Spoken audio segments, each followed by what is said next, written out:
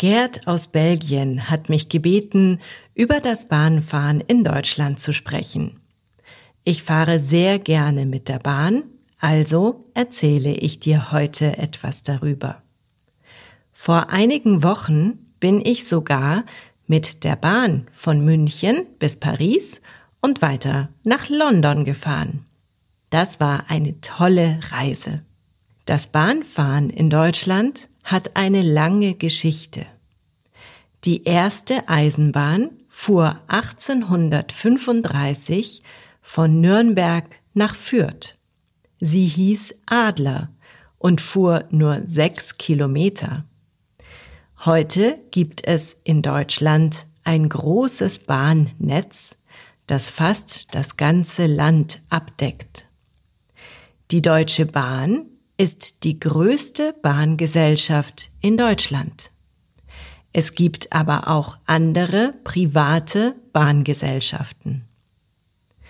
Ein Zugticket zu kaufen ist ganz einfach. Man kann es online auf der Website der Deutschen Bahn oder mit der DB Navigator App kaufen. In den Bahnhöfen gibt es auch Ticketautomaten. Diese Automaten haben oft verschiedene Sprachen zur Auswahl. Man kann auch direkt am Schalter ein Ticket kaufen. Die Mitarbeiter dort helfen dann beim Kauf. Einen Schalter mit Mitarbeitern gibt es aber nur in größeren Bahnhöfen. Wichtig ist, das Ticket vor der Fahrt zu kaufen. Am Bahnhof werden über Lautsprecher Ansagen gemacht. Diese Ansagen informieren über die Abfahrtszeiten, Verspätungen oder Gleiswechsel. Es ist wichtig, gut zuzuhören, damit man keine wichtigen Informationen verpasst. Aber keine Angst, weil es am Bahnhof sehr laut ist, sind die Ansagen oft schwer zu verstehen. Deswegen gibt es natürlich auch die meisten Informationen in der App. Außerdem gibt es im Bahnhof generell und auch direkt am Bahnsteig elektronische Anzeigetafeln. Diese Tafeln zeigen die Abfahrtszeiten und das Gleis, von dem der Zug abfährt. Auf diesen Tafeln steht auch, ob der Zug pünktlich ist oder Verspätung hat. Die meisten Bahnhöfe haben Schließfächer, in denen man sein Gepäck aufbewahren kann. So kann man den Tag in der Stadt verbringen, ohne seine Koffer mitzunehmen. Es gibt auch Geschäfte, Restaurants und Cafés. Hier kann man etwas essen oder trinken, während man auf den Zug wartet. In großen Bahnhöfen gibt es auch Service Center. Dort kann man Fragen stellen und Hilfe bekommen. Es gibt oft auch WLAN, das man kostenlos nutzen kann. So kann man die Wartezeit sinnvoll nutzen, um zum Beispiel E-Mails zu checken oder im Internet zu surfen. Wenn der Zug kommt, muss man am richtigen Gleis sein. Die Gleise sind nummeriert. Auf dem Ticket steht, von welchem Gleis der Zug abfährt. Es ist wichtig, früh genug am Gleis zu sein. Noch ein Tipp. Es gibt den sogenannten Wagenstandsanzeiger. Das ist eine Grafik des Zuges. Es gibt sie auf Anzeigen und in der App. Hier kann ich nachsehen, wo sich mein reservierter Platz befindet. Wenn ein Zug sehr lang ist, kann ich dann schon an der richtigen Stelle warten, an der mein Waggon halten wird. Wenn der Zug einfährt, öffnen sich die Türen automatisch. Man muss einsteigen und einen Sitzplatz finden. In manchen Zügen gibt es reservierte Plätze. Diese Plätze sind mit elektronischen Anzeigen markiert. Wenn man einen Platz reserviert hat, sollte man darauf achten, dass man sich auf den richtigen Platz setzt.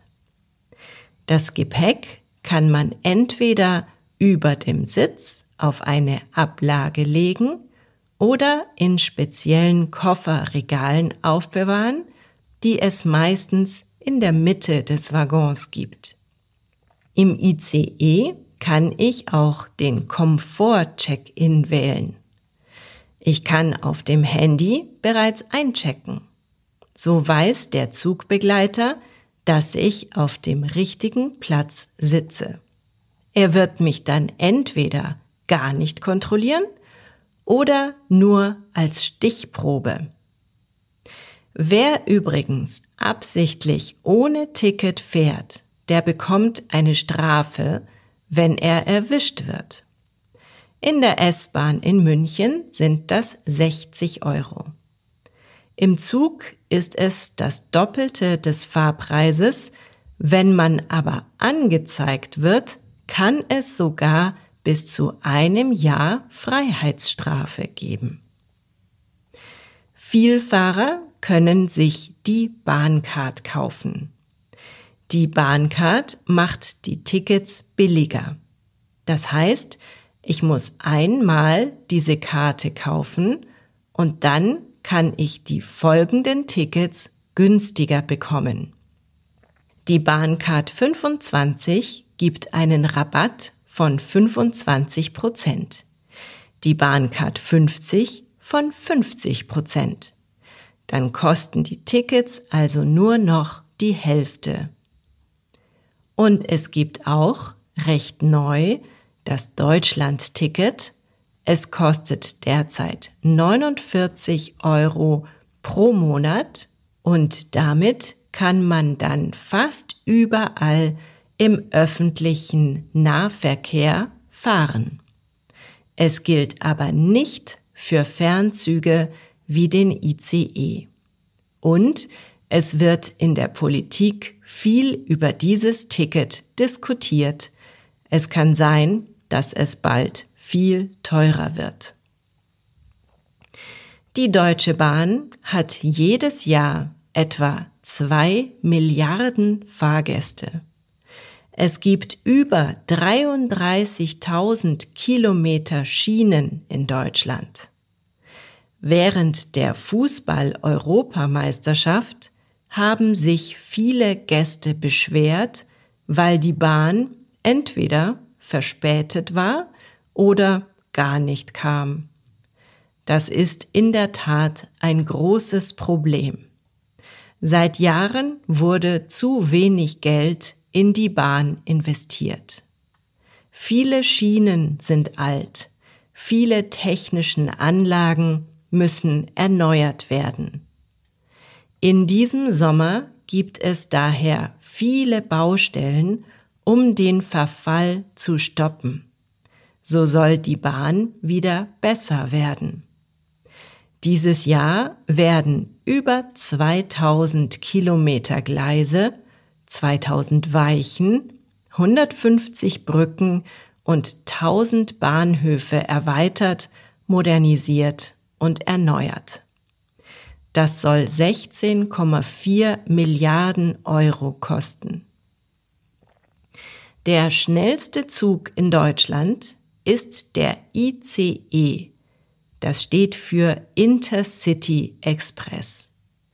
Er kann bis zu 300 Kilometer pro Stunde fahren. Mit diesem Zug fahre ich am häufigsten. Ich mag ihn sehr. Es gibt die Wahl zwischen einem Sitzplatz im Großraumabteil oder im Abteil. Ein Abteil ist wie ein kleines Zimmer im Zug. Hier sind dann nur wenige Fahrgäste zusammen, Sie sitzen sich gegenüber. Das Großraumabteil ist wie ein Bus. Hier sitzt man meist in Zweierreihen und alle schauen in die gleiche Richtung. Das ist mir lieber. Man kann auch einen Platz an einem Tisch reservieren. Das ist praktisch, wenn man mit Kindern reist. Und es gibt die Wahl zwischen dem Ruheabteil und dem Handyabteil. Es ist also die Frage, ob man lieber Ruhe möchte oder es nicht stört, wenn andere telefonieren. Es gibt auch spezielle Bereiche für Familien. Wer übrigens einen Zug erwischt, der nicht pünktlich ist, der bekommt eventuell Geld zurück. Bei einer Verspätung von 1 Stunde bekommt man 25% des Fahrpreises wieder. Bei 120 Minuten, das sind also 2 Stunden Verspätung, sind es 50%. Ich drücke die Daumen, dass dein Zug pünktlich fährt. Das war Slow German, der Podcast zum Deutschlernen mit Annik Rubens. Mehr gibt es auf www.slowgerman.com.